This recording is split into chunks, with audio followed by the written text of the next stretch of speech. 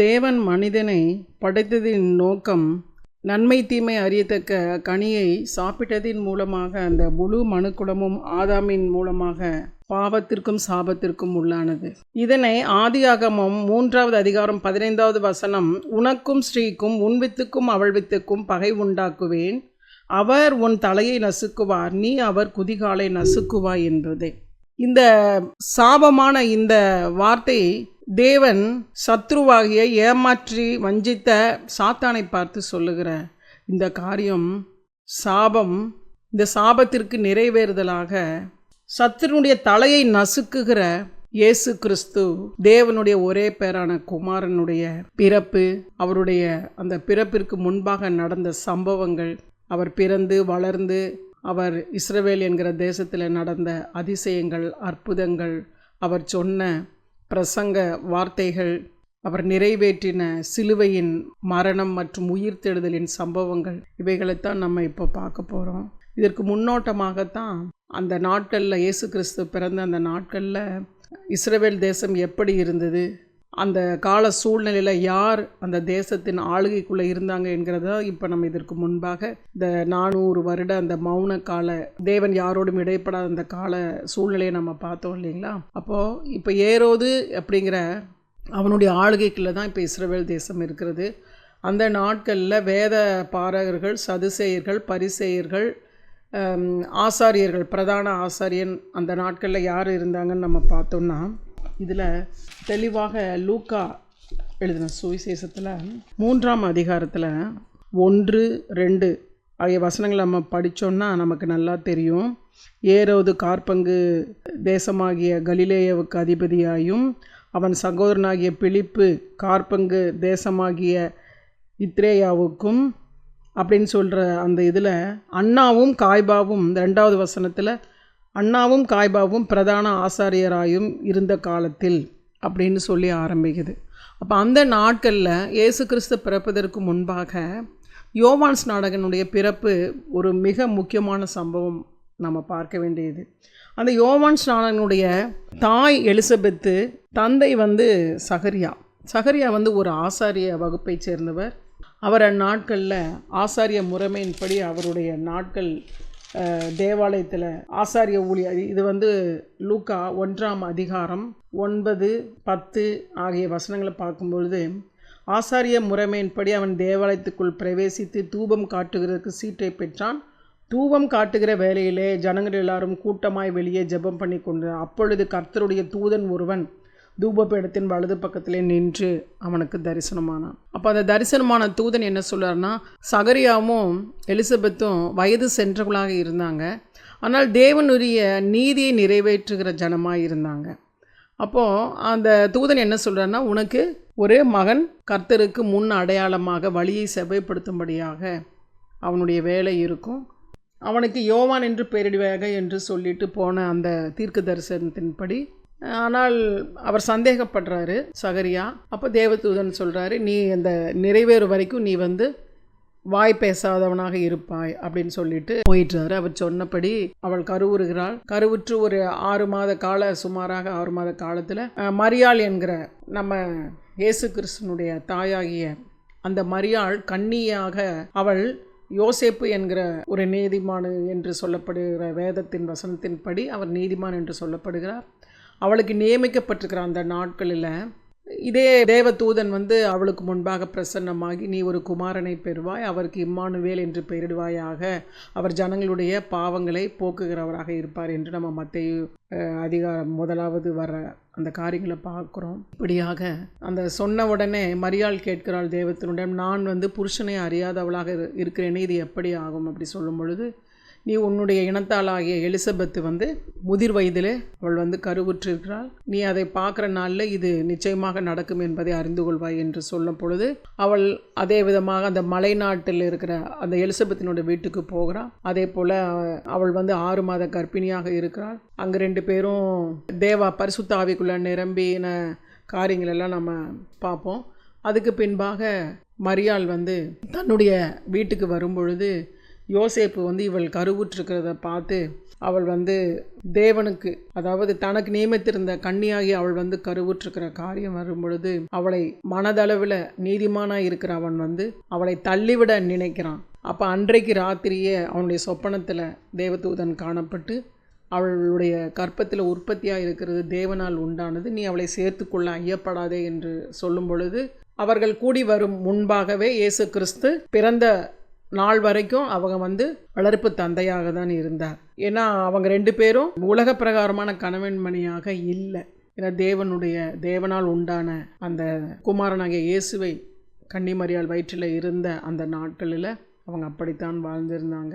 அந்த நாட்களில் ஏரோது முதலாக நம்ம சொல்லக்கூடிய சென்சஸ் அப்படிங்கிற குடிமதிப்பு எழுதுகிற காரியத்தை அந்த நாட்களில் முதலாக எழுதுகிறாங்க. அப்போ குடிமதிப்பு எழுதும் பொழுது யோசேப்பு மரியாள், அதாவது யோசேப்பினுடைய பூர்வீகமான அவங்க பெத்லகேமுக்கு போக வேண்டிய ஒரு கட்டாயமான சூழ்நிலை. ஏன்னா அப்படி ஒரு கட்டளை, அவங்க பூர்வீக இடத்துக்கு அவங்கவுங்க போயிடணுங்கிறதுனால அவங்க புறப்பட்டு அங்கே போகிறாங்க. அப்போ அவளுக்கு பிரசவ காலம் நேரிட்ட பொழுது அந்த ஊரில் இந்த மாதிரி குடிமதிப்பு எழுதும்படியாக அநேகர் வந்து அவங்க சொந்த இடத்துக்கு வந்ததுனால அவங்களுக்கு தங்குறதுக்கு இட வசதி இல்லாமல் ஒரு சத்திரத்தில் போய் இடம் இல்லாததுனால அந்த சூழ்நிலையில் பனிக்காலமாக இருக்குது, டிசம்பர் மாதத்தில் அந்த நாட்களில் வந்து இவள் பிரசவ காலம் நேரிட்டதுனால அந்த இடத்துல அவங்க தங்கி குமாரனை பெறும் பொழுது தேவாதி தேவனாகிய கர்த்தர் பூமியில் மனுவுற்கொண்டு வார்த்தையினால் உருவான தேவன் எப்படி பிறக்கிறார் அப்படிங்கிறது ஒரு விசேஷமானது தான். அவர் பிறந்த பொழுது மந்தை வெளியில் இருந்த ஆயர்கள், மந்தை மேய்ப்பர்களுக்கு தேவதூதர்கள் காணப்பட்டு உங்களுக்கு ஒரு நற்செய்தி என்று சொல்லி அறிவிக்கிறாங்க.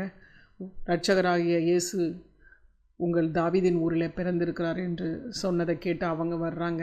3 சாஸ்திரிகள் இயேசு கிறிஸ்து பிறந்ததை தேடிட்டு வருகிற காரியத்தை அறிந்திருக்கிறோம். அவன் ஏரோதுட்ட போய் இந்த 3 சாஸ்திரிகள் வந்து கிறிஸ்துவானவருடைய நட்சத்திரத்தை நாங்கள் கண்டோம், அவரை தொழுது கொள்ளும்படியாக வந்திருக்கிறோம் என்று சொன்னபொழுது தான் ஏரோதுக்கே தெரியுது யூதருக்கு ராஜாவாக பிறந்திருக்கிறவர் எங்கே என்று அவங்க விசாரிக்கும் பொழுது தான் அப்படியான்னு சொல்லி அவன் கலங்குறான். அந்த வசனம் வந்து அவங்க அந்த கலக்கம் முறுகிறான். யூதருக்கு ராஜாவாக பிறந்திருக்கிறவரை கேள்விப்படும் பொழுதே அவனுடைய இருதயம் கலங்குகிறது. அப்போ அவன் தந்திரமாக சூழ்ச்சியாக நீங்கள் போய் கிறிஸ்துவை பார்த்துட்டு நீங்கள் எனக்கு வந்து சொல்லுங்கள், நானும் போய் அவரை தொழுது கொள்ளணும்னு சொல்கிறாரு. ஆனால் வந்த சாஸ்திரிகள் வந்து சொப்பனத்தில் எச்சரிக்கப்பட்டு அவங்க வந்த வழியாக, அதாவது ஏரோதுவை பார்க்காம நீங்கள் வேறு வழியாக நீங்கள் உங்கள் இடத்துக்கு போயிடுங்கன்னு சொல்லி எச்சரிக்கப்பட்டதுனால அவங்க போயிடுறாங்க. அந்த நாட்களில் வந்து ஏரோது சாஸ்திரிகளால் வஞ்சிக்கப்பட்டதை உணர்ந்து குறிப்பிட்ட நாட்களுக்கு முன்பாக 2 வருஷம் பிறந்த எல்லா ஆண் பிள்ளைகளையும் கொலை செய்யும்படியாக அவன் உத்தரவிடுகிறான். அப்பொழுது யோசேப்புக்கு தேவன் எச்சரிக்கை செய்து அந்த இடத்த விட்டு அவன் எகிப்துக்கு மரியாளோடு குழந்தையாக இயேசு கிறிஸ்துவோடு அவர் தப்பித்து போகிறார். அந்த இடத்துல ஏரோது மரிக்கும் நாட்கள் வரைக்கும் எகிப்தில் இருக்கிறாங்க.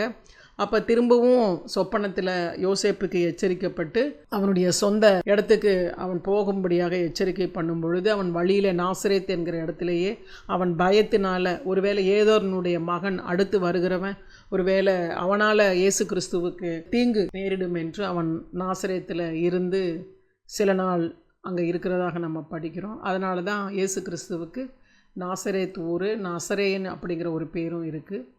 அப்படியாக அவர் பிறந்து வளர்ந்த அந்த நாட்களில், அதற்கு முன்பாக நம்ம பார்த்தோம் எலிசபெத் சகரியாவுக்கு யோவான் ஸ்நானகன் பிறக்கிறார். அவர் சொன்ன அந்த நாட்களில் வந்து அவர் பிறக்கிறாரு. பிறக்கும் பொழுது அவனுக்கு என்ன பேர் வைக்கிறதுன்னு சொல்லி ஒருத்தருக்கு ஒருத்தர் பேசும் பொழுது சகரியாட்ட வந்து கூட இருக்கிறவங்க என்ன பேர் வைக்கலாம் குழந்தைக்குன்னு கேட்கும் பொழுது அவர் வந்து யோவான் அப்படிங்கிறத ஒரு எழுத்து பலகையில் எழுதும் பொழுது அவனுடைய வாய் திறக்கப்படுகிறது. அப்படியாக யோவான் ஸ்நானகன் வளர்கிறார். அவர் வந்து வனாந்திரத்தில் ஒட்டக மயிர் உடை தரித்து வெட்டிக்கிளியும் காட்டுத்தேனும் சாப்பிடுகிறவராக அவர் இருந்தார். அவர் வந்து நம்ம ஏற்கனவே பார்த்தோம் இல்லைங்களா, நம்ம 400 வருஷ இடைவெளியில் என்ன நடந்ததுங்கிறது. அது ஒருவேளை இவர் வந்து அந்த வனாந்திரத்தில் இந்த பரிசேயர்களுடைய கூட்டமோ இல்லை அந்த வைராக்கியமாக தேவனுடைய, அதாவது தோரா அந்த காரியத்தில் வைராக்கியமாக இருக்கக்கூடிய ஆசாரிய முறைமைகளை தற்காத்து கொள்ளும்படியாக இருக்கிற அந்த கூட்டத்தில் இவர் வந்து வந்திருக்கலாம் அப்படின்னு சொல்லி நம்ம பார்த்தபடி இவர் வந்து மற்ற ஜனங்கள் மாதிரி இல்லாமல் வித்தியாசமாக அந்த வனாந்திரத்தில் ஒட்டகமயிர் தரித்து காட்டு தேனும் வெட்டுக்கிளியும் சாப்பிடுவதாக இருந்தார். அப்போ இவர் ஏற்ற நாளில் இயேசு கிறிஸ்து அவர் வளர்கிறத நம்ம பார்க்குறோம். 12 வயதில் தேவாலயத்துக்கு எருசலேம் பண்டிகையின் போது மரியாளோடும் யோசேப்போடும் செல்லும் பொழுது இவர் திரும்ப வர்ற வழியில் இவர் காணாமல் போயிடுறாரு. பிள்ளையை காணாமல் இவங்க திரும்ப எருசலேமுக்கு தேவாலயத்துக்கு தேடிக்கிட்டு போகும்போது அங்கே இயேசு கிறிஸ்து ஆசாரியர்களோடு அவர் வேத காரியங்களை அவர் பேசிகிட்டு இருக்கிறத பார்க்கும் பொழுது ஆச்சரியப்படுறாங்க.